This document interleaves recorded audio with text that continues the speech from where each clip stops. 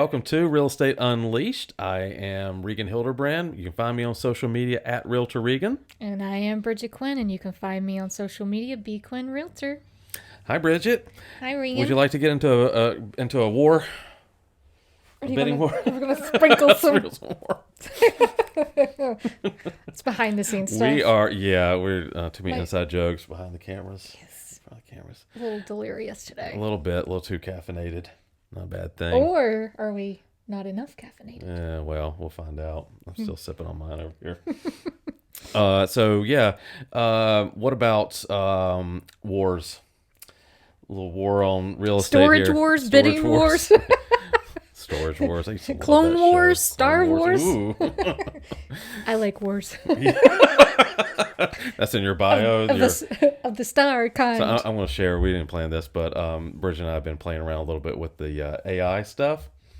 It's scary. It's scary. It's crazy. So we'll have to do an episode where we just talk about like artificial intelligence and mixing it into real estate, because we're definitely playing into that little area. Yeah. And we started out, we were asking it to write bios on us, just giving it some details. The AI generated a better bio than we can write ourselves. It's so scary. Freaky scary. Yeah, we'll have to be including that in the little clips in the future. That's definitely a tip and trick, though, for agents to use. If you're an agent watching, we'll do some little special behind the scenes on our thoughts on that. We can nearly mastermind on that one. And if you're a buyer or a seller or just dabbling in real estate, we'll warn you, be careful. Some of the stuff may not even be written by humans anymore. Are we even written by humans? I don't know. No. But our topic of the day was written by humans, us. So we're going to talk a little bit about bidding wars. Yes. Seems like the bidding war idea was a distant memory almost. We have either warlike memories of bombs exploding everywhere when we think about it in 2021 and then the first half of 2022. But now we're seeing homes with days on the market numbering in the the hundreds, or instead of the low single digits. And we're seeing like this feeling of not stagnation. I think initially it feels like that, but what it really is. It feels like that because for the past 2 years, we haven't been used to that. No. Do you know what I'm saying? Like, typically in the houses in our area, if they were priced decently, they were under contract within days, if not hours. Yeah. And now we're back to, again, we keep saying it, a pre-COVID era reality where things are different and you have to be mindful of that. Right. So I was just telling buyers this morning that I wouldn't sweat if you see a home online that's been on the market 90 days. It's not a red flag. It was a red flag, last year before. If something was that long, it's like something's up. It probably had a fire in one side of the house that they just didn't take photos of. Like, that's the only thing that would keep a house on the market that long before, is if it was literally unlivable. Or just like a gazillion more dollars than it should be. Yeah, if it was double its price, but even if it was 20% over its value, it was still going to move. People were still buying it. Yeah, but so we're back to this reality, but there's still an opportunity. Yeah. Oh, there's gravity. You can sing it. Let's not. Not that much caffeine in me. We're back to that reality. So you can't say it now with a straight face. I can't. Thinking about 8 Mile now. Unless you're in Detroit. This market, as a general rule, though, is favoring a little bit more time on market. Yep. However, for sellers, and if you are thinking about selling your home, you probably still want to do some things to maybe see if there's an opportunity to create a bidding war. And we've talked about several of these things before, but it's just, again, 2023 is a little bit different market than it has been. So please take heed. Yeah. It's going back to the tips we've given in recent videos, you got to be careful. You can't have your expectations too high. But what are some of the things that could create a bidding war for a seller, and to really kind of light a fire and make a property move faster than it would under normal circumstances? I would say a big one is obviously priced competitively. Yeah. And it's priced, I would even go as far as appropriately. Do you know what I mean? Like, there's going to be some things, like if it needs carpets replaced, or, there's easements on property, or there's different things of that. You have to take that in consideration as being there's a certain amount of value in that that Yeah. has to be accounted for. And the only way you're really going to price it competitively and appropriately in this market is to have an agent who knows how to take all those things into account. Reach out to us. We'll be happy, if you're not working with an agent, to give you some ideas. And if you're in our markets, we're going to do a full market analysis that takes all those pieces into play. And you can't even now look so much at only closed sales in the last 6 months, which is the typical thing that Yep. both market analysis done by agents and appraisers looks at. You have to look at the competition. You do. What's active on the You market? know, if something is under contract and it's already priced below square footage of what you found in the last 6 months, guess what?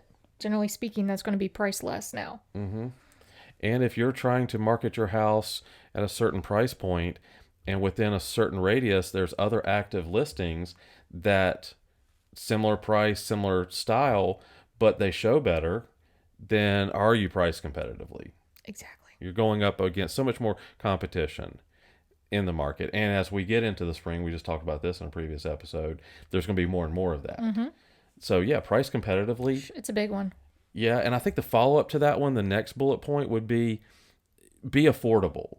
Like, some homes, again, get it with luxury listings and things like that. You're not trying to undersell or undercut, but if you want to have a property that's going to be in a bidding war, it needs to be in an affordable area. It's going to be for the masses, so to speak. Correct. For the middle class, for just to hit all the right check marks. Yep.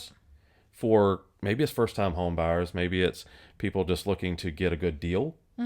But affordable neighborhoods, and sometimes it's not just affordable on price, it's affordable on cost of living. Yep.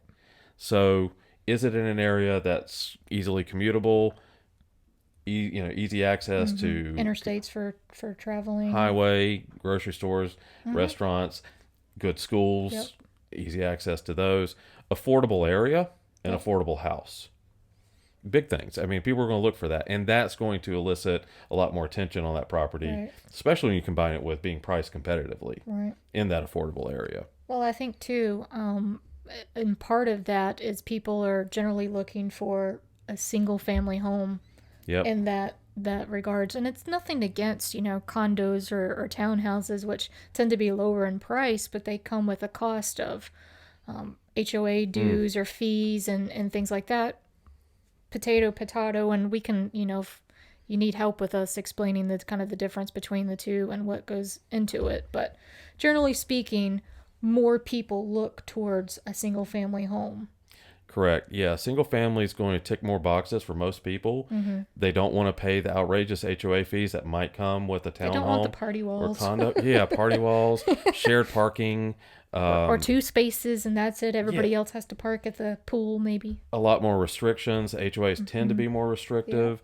Yeah. That piece of single family is always going to check more boxes for more people. Right. And, to that point of location, suburban homes are still the mass popular piece, right? Right. Well, you think about it, like in the city areas, downtown, uptown, whatever you want to call them, most of those are going to be condos, Yep. high rises of some sorts, Townhomes, yeah. apartments, townhomes. They're not as many single family homes in that area. Yep. And on the far extreme of that, when you get into the really rural areas, that's not going to attract the bidding wars because for the vast majority of people, they're wanting a short commute to work. And unless it is, you're talking about a rural job, then a rural home is Or you're not going to take as many. you're farming, or you have your own homestead, or you're doing your Yeah. own thing. Yeah. Well, Coming yeah, around I mean, we those. talked about it before. It's, to attract the most people, it's to have your house in that ready to sell state. It's going to be the neutral walls. It's not going to Yep. be like anything crazy. And we've talked about that before. So, again, to appeal to more people, you have to be sort of kind of that middle of the row, so to speak, on everything. Yeah, the move-in ready piece is that final little bullet point that we highlight, but you have to have a house that to get a bidding war. Again, you can choose to sell it as is and Yeah. leave it in whatever condition you want, but you have to understand that's not going to bring the people that are needing a turnkey home. Right. Or at least mostly move in ready. Correct. some things are subjective, but to be able to, and I showed a property this morning that they had removed all the closet doors. And, they did that to, I guess, open it up or whatever. They even removed the primary uh, bedroom door to the bathroom. So there was literally no door between the bedroom and the bathroom. And maybe the doors are available somewhere, but my buyers that I'm showing this house to needed something literally move-in ready. They didn't have the time to worry about, are we going to be able to find doors to replace? That's And if doors are available, at least I would have put that in the notes as like hmm doors can be, put back up, or doors are stored in the attic, or And this was one of what our have you. our larger. Speaking of doors, it was that seller of homes. We'll not name them, but They're not closed by any means. not closed. So there was no door from this door company.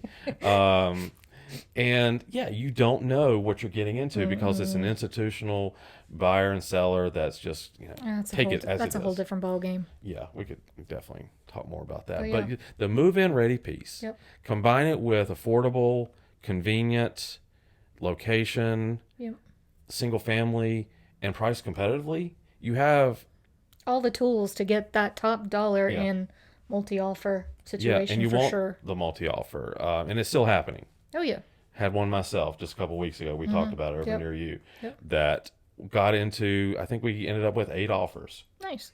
and they were very competitive, and Sure. it gave my sellers the opportunity to not feel like they were just having to take Any offer, one and just that, take the offer or leave it. yeah, yeah.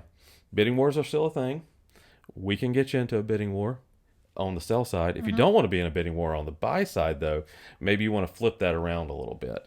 Maybe you want to go a little bit outside the norm Right. to try to seize on an opportunity for something more rural or something a little less traditional Right. or something that needs some TLC. And that's going to give you, as the buyer, the opportunity to avoid the bidding war. Yeah. So, I'd say that's good. Yeah. Good insight. and if you have other questions or things that pop into mind, then you know how to reach us on social media. Click the subscribe button there. Sorry, the The The little war. sprinkle a little salt on it. I'm not putting in special effects or salt. I don't know how to do that. Yeah, too much challenge.